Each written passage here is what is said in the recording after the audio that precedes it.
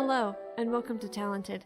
What you just heard was a song entitled Le Tombeau de Couperin by Ravel, performed by this week's guest, Alaina Dunn. Alaina is an amazing pianist, as you can tell. Well, welcome, Alaina. I'm so excited to have you on my podcast. Thanks so much for having me. You're welcome. I'm so excited to get to talk to you. You are an amazing pianist, and I've seen you perform different times throughout our ward and just different times at your apartment, different places. Oh, and so I just wanted to ask, when did you start learning piano? Yeah, okay, so the story of me learning piano, I feel like started the way that a lot of kids start learning the piano. My family had a piano growing up. It was, I think, my grandma's old, heirloom piano that she passed down to my mom. And so just as, a little 3 or 4-year-old kid, I would kind of, dink away at it, and mess with it. But I never learned how to play it. I didn't really know how to read music or anything like that. So one day, I think it was Christmas, I have a memory of my mom pulling me aside and saying, hey, do you want to learn how to play the piano? Because Grandma said that she could gift you some piano books for Christmas. And I was like, yeah, sure, whatever. I was 6, so I was open to trying things, but I didn't really have any preferences about what I was going to love doing forever. And so I started learning with my mom. She was my first teacher. And then I think I stopped for about a year when I was 7 or 8. And then went back to it when I was 9. And from there, I just went from teacher to teacher because it was like a fire had been lit in me. I was like, I love this instrument. I really love learning how to play and getting more and more advanced. And one of my favorite things to do was kind of initially when I was first learning how to read music, I was like, I really want to just play that song. That song that I hear, I want to be able to play it. And it was usually a Disney song or whatever. I was like, I want to do that one. And so my mom would be like, okay, I'll find some music for you. So it was really interesting that my journey from starting to play the piano was really based on, I love this song and I want to learn to play that one. And then it was okay, well, that one taught me stuff. Now I want to learn to play this one. And so it was less about music in general and more I want to just learn that. And so that was my goal a lot. I want to be cool and play that song. So you started when you were 6 and then took a break and then started again when you were 8-ish. Yes. And then you've just been playing ever since. Yeah, ever since. And I haven't been taking lessons ever since, but I took lessons from when I was about 9 consistently through until I was 18. And the reason I stopped then was just because I was going away to college. Stuff got a lot more stressful. And there was a couple of pathway life decisions in between that involved me stopping taking piano lessons, but I've played ever since. I've always loved piano specifically. Sometimes you just latch onto an instrument, I feel, and piano has always been mine. So you kind of touched on this a little bit, but it was just a desire because you were just thinking around on it, and then your mom wanted to say, hey, let's do this, but then you kind of stopped. What started that desire again? I really don't remember. I've tried to rack my brain and remember what it was that made me want to go back to the piano. But I think what it really was that I just loved music. And piano's not the only instrument I've ever played. I've also played the flute. I was in school bands and stuff growing up. But I never liked the flute as much. Something about the piano and the expressiveness that you can get out of it and the wide range of kinds of music you can play on the piano is just something that the flute doesn't really have. And so I think it was just the fact that I loved music and I felt like I could make a lot of different kinds of music on the piano, and that's what I wanted to do. We've kind of talked about how you just started, but did you have struggles starting to learn? Obviously, there was a year break. Why was there a break? Because I absolutely love my mom. I would not change a single thing about her. She's amazing. But we did not get on very well in a teacher-student situation. No. I would get really frustrated when I couldn't do things right the first time, and she'd try to teach me techniques, and I'd be like, I don't want to listen to you. You're my mom, which is, I think I was just at that age where it was not a great situation for either of us. She got really frustrated teaching me, and I got really frustrated learning, so we took a break, and then she was like, would you like to take lessons from the lady at church that is offering lessons? And I was like, yeah, sure, whatever. So I went back into it then, and I think it was honestly just the fact that we had that relationship of parent-child where I already, when you're a little kid, you already feel like your parents are telling you what to do all the time. And so I was like, if I want to really learn this instrument and love it, I might have to take it from somebody else. I'm not gonna lie, my mom was a huge reason why I did continue to go to piano lessons and stuff. And there were obviously struggles beyond just like, little issues with her as a teacher. Later on, I had a point in time where I almost quit. And if I had, I would not have gotten as good as I did. So I'm really glad I didn't. But that was mostly the reason why there was that break, was just like I got kind of tired of having my mom teach me. Do you want to talk to us about that time you almost quit? Like, what was the reasoning behind that? Yeah, sure. So I guess for this, I might need to give you a little bit more background on my journey in general. So I had, I think, a total of 6 piano teachers, counting my mom, maybe 7. So my mom was first. Then there was a lady not in my ward, but in my stake that was offering piano lessons. And both me and my brother went to her. I tended to progress a little bit faster in a lot of like theory and classical stuff than my brother did. And so I think that I'm not sure what this is called, but sometimes when you are taking piano lessons from somebody, they get to the point where they can't teach you anymore. Like you've reached the point where you've graduated, I guess. And I reached that point with that teacher where she was like, I don't have any more books like that she can play out of. Like, she's more advanced than the books that I own. And so I was like, okay, I'll go to a different teacher. And so I went to another teacher, loved her, but I also very quickly got to the point where she wasn't like teaching me anything new. And so I was kind of like ravenous I got to the point where I really wanted to learn more and get more skilled in general. I also reached the point where it didn't become about like individual songs anymore. It was more about like, I want to get really good classically trained. And it was really interesting because that teacher pulled aside my parents and was like, listen, your daughter is really good at this, which, not bragging, this is like actually what she said. Your daughter's really good at this. I can't teach her anymore. Here's a couple teachers that she might enjoy going to. And I started going to the next teacher, the level up, and he started wanting me to go to competitions and stuff and do a lot more involved concerts and a lot more involved songs. And I wanted to quit. That was what got to me, really, was before that, there was no real element of competition in piano. And it started to really scare me that I was like, well, I'm really good at it. I don't want to not be as good as someone else, or to have other people know that I'm not good as someone else. So, which is probably a kind of silly reason to be worried about it. But it's also that, I was like 13, 14. School was hard, life was hard, and piano was also getting really hard. And I was like, I don't know if I want to do it if it's just really hard all the time. So that was why I started to kind of question it. But my mom talked to me and was like, you have to give me some actual like good reasons beyond it's hard for why you want to quit. It's not always a good idea to quit just because something is hard for you. And she was right. She usually is. Like all mothers are. Yeah, I just kind of had to get over that hump and realize that like, yeah, it's hard, but I'm tough and I can do hard things and I can gain skills and learn faster if I'm like really trying and not being like, it's hard, I don't want to do it. So, yep, that's my story there. That's amazing.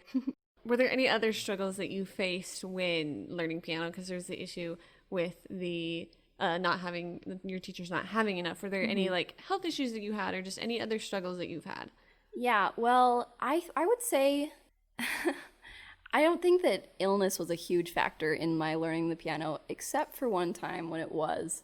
So in my 8th grade year, this was right before I switched to the new piano teacher, which is important because it was March of that year, and I had gotten a cold that just wasn't going away. And then one day I went to like a school event because I really wanted to go to it and felt miserable the whole day. And then I came home and was throwing up from my fever. We went to the hospital. Turns out I had bacterial pneumonia.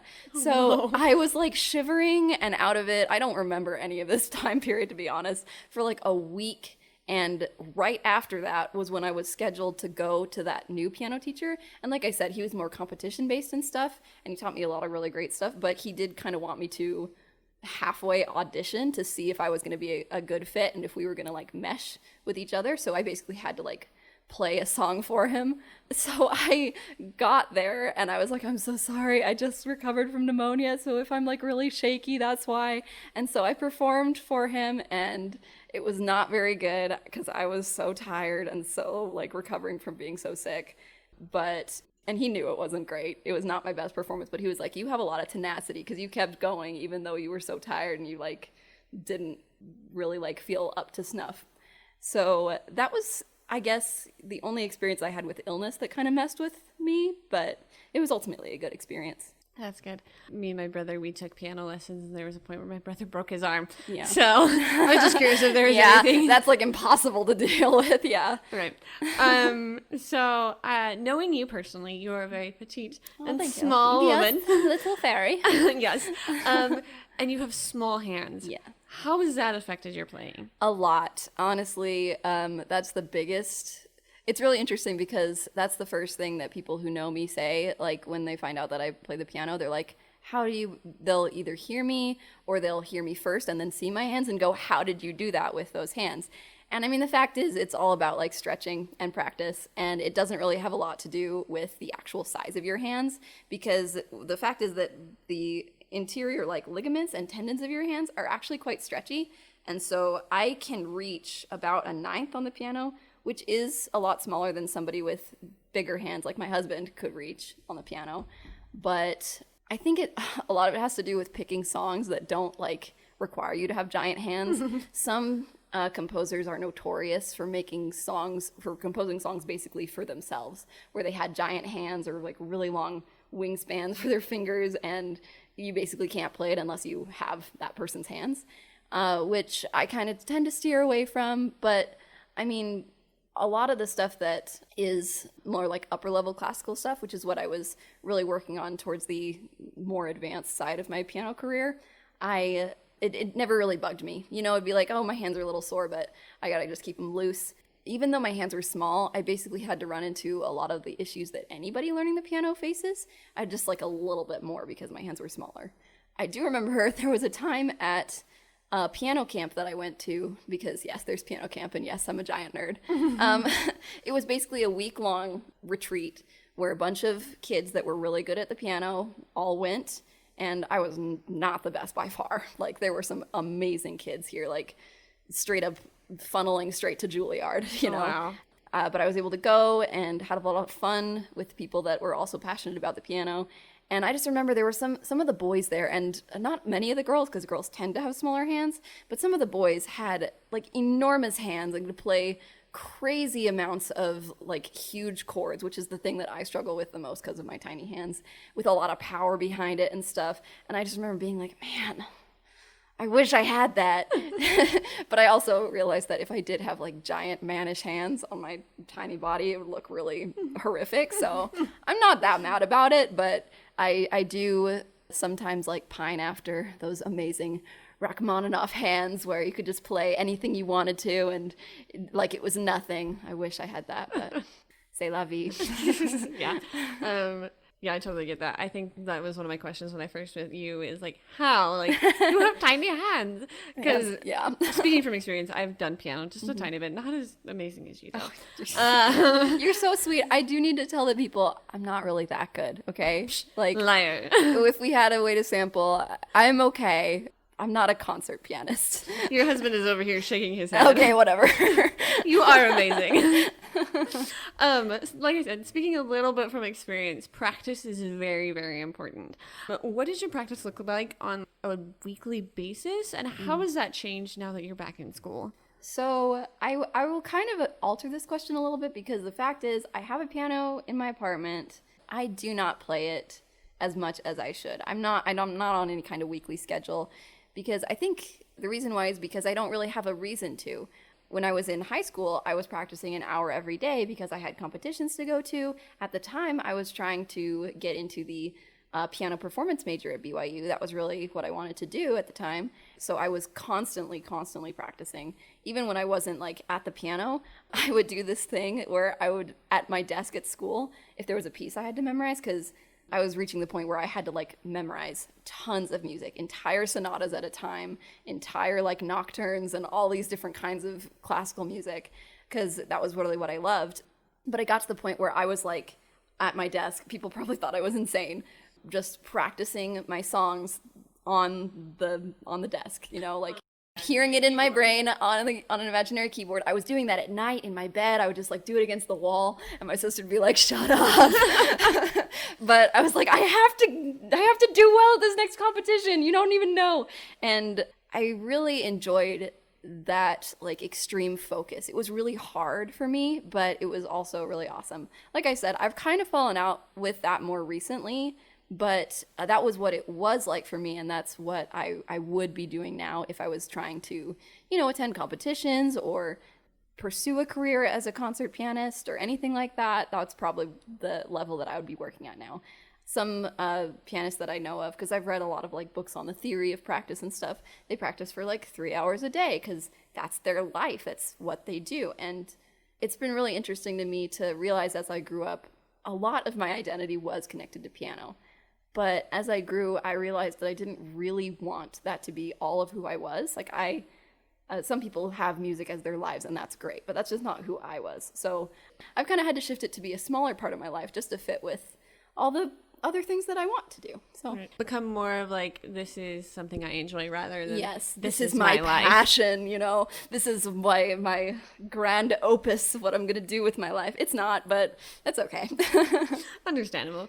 So these next two questions go a little hand in hand. The first one is, what has been your favorite song to learn and why? Okay. Well, I have a lot of favorite songs that I've learned, and all of them for different reasons. I think I'm going to talk a little bit about like, I'll try to give like a couple stories that illustrate why, because the thing is, I'm classically trained, so that means that I played a lot of classical music, a lot of Chopin, a lot of Bach, and a lot of Beethoven, all those old dead composers, right? Some people are more like jazz oriented. That's not really my style. I was a lot more like rigidly trained, and that's how I liked it. So a lot of the names of songs that I'm going to say are going to be like, oh, that means nothing to me, Mm-hmm. But I found that rather than picking just single specific songs, I had composers that I really loved, and I had like time periods that composers were from that I really loved. So for me, I wasn't a really big fan of Bach because even though it's really pretty, it's very like rigid, and Mozart is the same way. All of their songs are kind of rigidly timed, and you have to perform them exactly the same way every time, it feels like, and that just wasn't really my style. I'm a little more free. So I tended to enjoy composers like Chopin and Liszt, who lived around the same time as each other. And I also really, really have a soft spot for Rachmaninoff, who lived like a century later, but draws from a lot of that. And that's all like the Romantic period, essentially, which is romantic with a capital R, not a lowercase r. So it's not sappy-dappy love songs. It's more about like big emotions, huge feelings that are basically distilled down into a song. And so there was a really beautiful, I think it was just an etude, so a study. It's a small piece designed to teach you something about the piano. But Chopin had a lot of different etudes that I find really beautiful even now. Like I'll listen to them and be like, oh, this totally evokes this emotion. And there was one that was just extremely tragic to listen to. I think it was Chopin's Etude in E minor number 2. I could be completely wrong about that. But it's interesting when, I feel like with movie music, now we kind of hear this a lot. Where like songs are meant to evoke emotion in a soundtrack or whatever. But this song, like, it's one of the greats because it just feels like you can hear the piano crying, and I just love that. Like that deep melancholy sound that you can get from the piano is one of my favorite things. And so that's more like a mood that I like in music more than just like a particular song. But this, I'll tell another story that is an actual song. So I love the movie Spirited Away. I love all things Studio Ghibli because I love the fantastical elements of it. And there's a song that I learned from it, but this was after I was like really trying to be a piano performance major. I had kind of moved on from that, but it was the first song that in a while I had learned just because of that original like reason for learning to play the piano that I mentioned, where I just wanted to learn that song. I just got that again, where I was like, I heard this song once, I really want to learn to play it, I'm finding that sheet music, I'm doing it. And it was a lot harder than a lot of the ones that I was used to playing, but I worked so hard. And the reason I worked so hard was because at the time I was recovering from an illness that had debilitated me for several months at that point, and I just was looking for a reason to feel better and to be better. And I think music, for me and for a lot of people, is really healing. And so that was one of my favorite songs because it was like a signal of me healing and growing out of this like really scary, hard experience.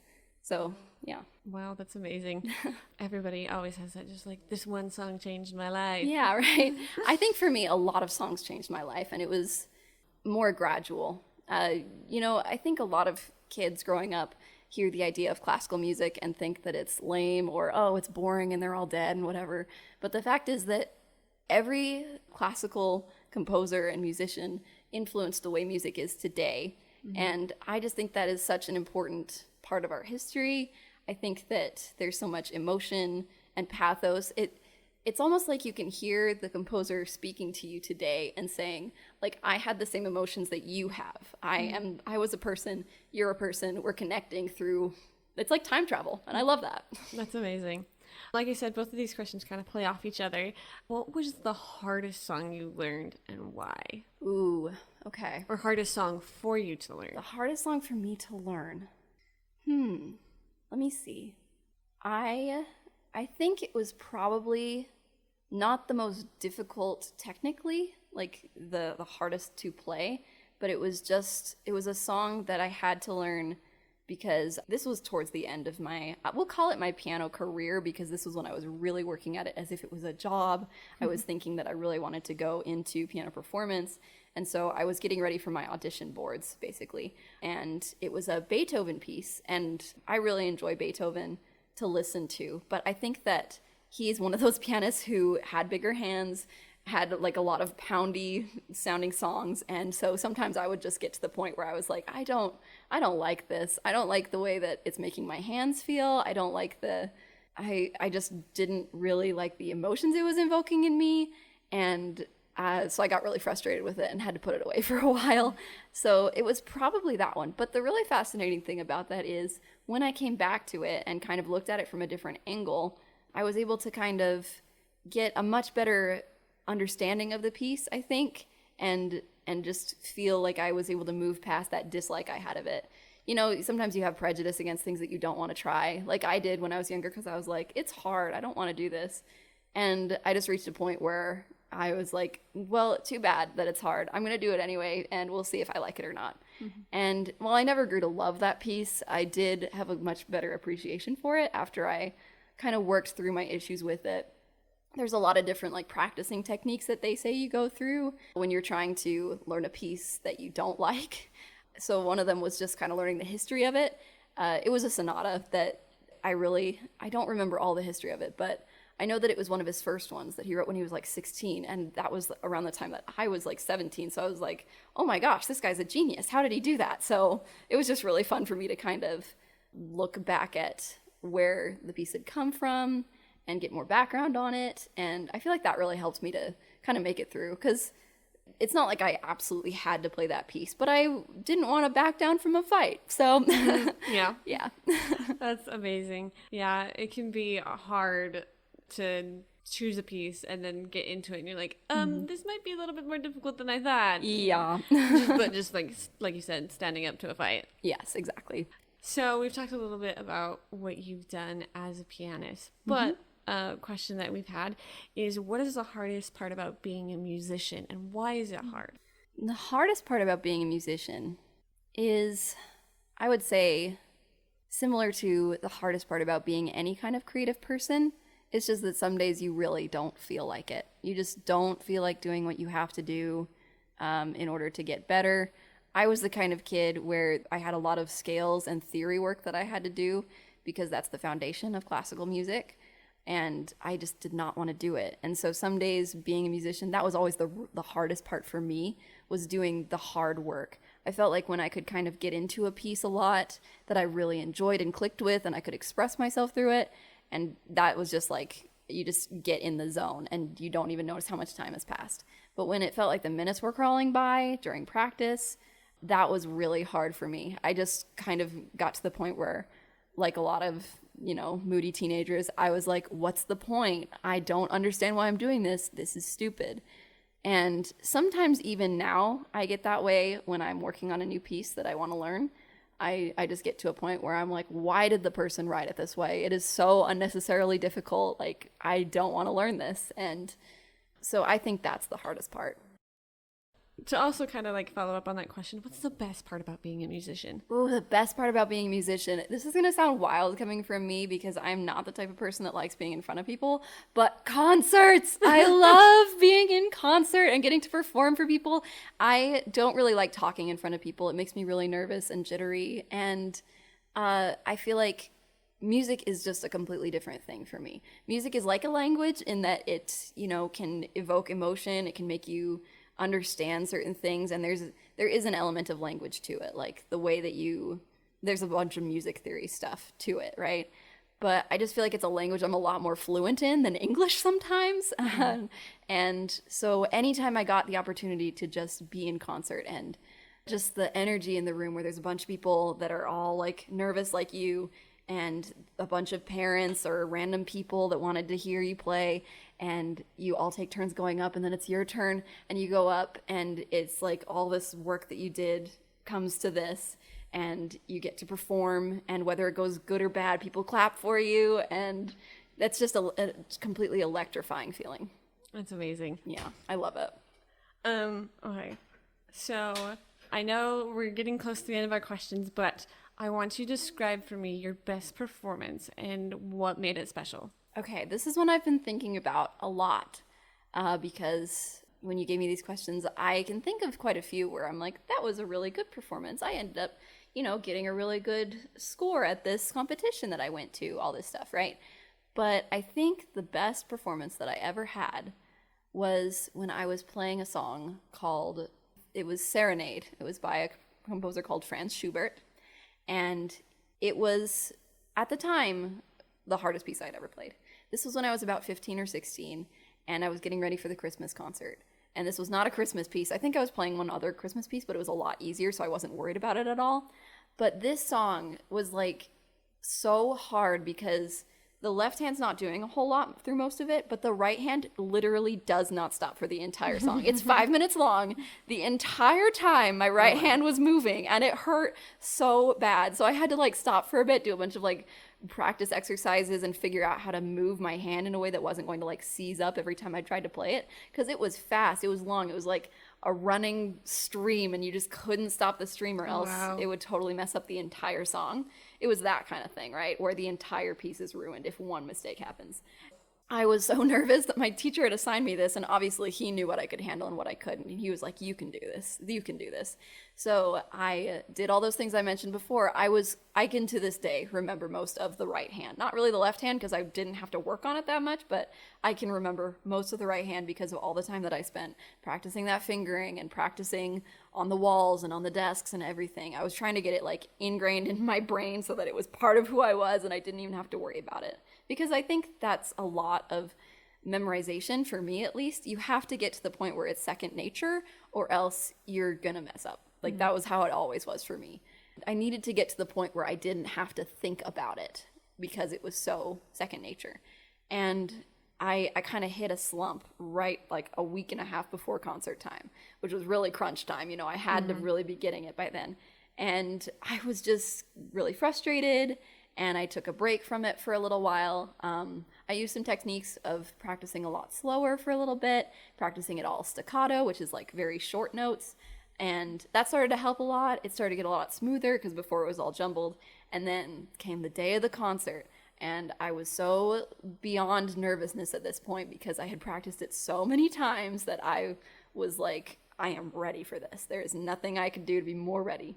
And I remember something about that performance felt different. Like sometimes you want to be in the zone when you're performing, but sometimes you can kind of hear people around you moving or like shuffling in their seats. But when I was playing this song, there was none of that. Like everything around me felt completely silent, like I was in a bubble. Everything felt all electrified, and I felt so good as I was performing, because that's one of my favorite things about being in concert is you feel so good.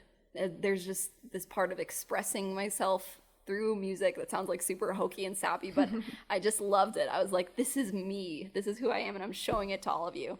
And I remember I finished the piece and like was totally surprised because everybody stood up. Wow. Everybody stood up. And it's not like I was the most experienced person at the concert. It's not like I was the best pianist ever, but I think that there was just something really special in that performance that was beyond me. I think I'll attribute that to Heavenly Father because I just felt so prepared and so helped through that. And it was truly amazing.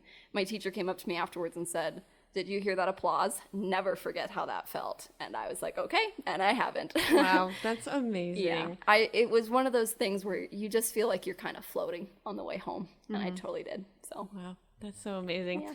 So you kind of said you finished your quote-unquote pianist career when you started college, but obviously you still know how to play. You still know all what you have learned. What do you aspire to do with this amazing talent? Well, in the very, very short-term future, I aspire to use it in church because tomorrow I just got a text that said, "Hey, we read your registration paper for the ward, and it says you play the piano, so do you want to play the organ tomorrow?" And I was like, okay, here we go, because that's kind of always been my calling. I aspire to continue to grow in my musical expression. I don't think I'll ever get to the point again where I was at, where I felt like I could be a concert pianist, because that's not my goal anymore.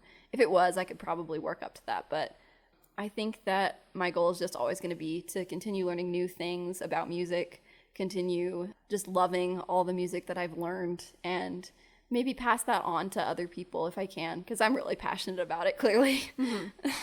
Well, thank you so much. We are so glad that you came, and I'm so glad that you came onto my podcast. Thank you so much for having me. I loved it.